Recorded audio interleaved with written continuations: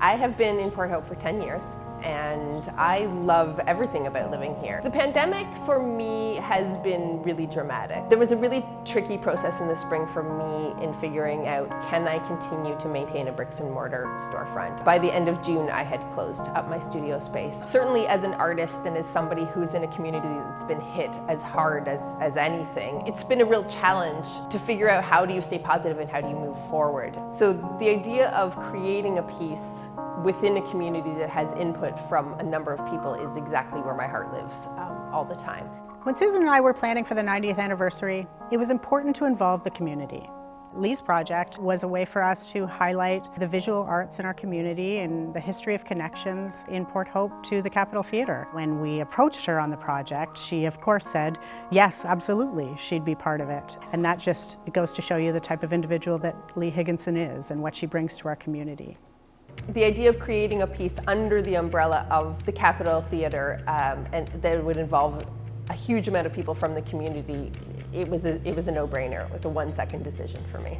I would always prefer to work with materials that are upcycled or recycled or weren't even meant for art in the first place. That to me is a much more fulfilling way to make art. That's just the way that I work personally. So when I started to roll around the idea of what this piece would be, my first thought was, are there materials in the theatre that are otherwise just going to be binned at some point? And is there a way for us to take something that has the history, that has kind of the lifeblood of the theatre in it, the energy built in, and create something new out of it? So that was kind of the starting point for me, was finding the materials, which were film strip and curtains that had hung here that we found kind of tucked away in a bag in the archives.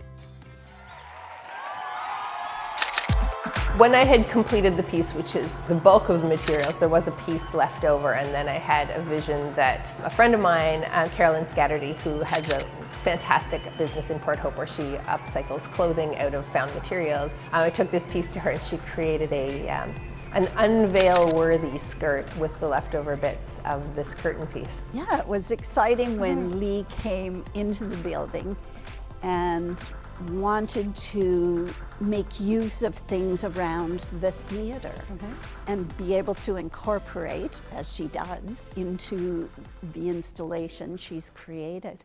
Lee Higginson, thank you from the bottom of my heart and from the entire Capitol family for giving us the Capitol Project. This extraordinary work of art is such an amazing expression of the community in which we are all a part of, and one that we will be proud to display in the Capitol Theatre for years to come. Thank you, Erin. You're welcome. Thank you, Capitol Theatre. I loved it. So, are you ready for the unveil? I'm ready. Okay, we're going to count to 3. 3, 2, 1.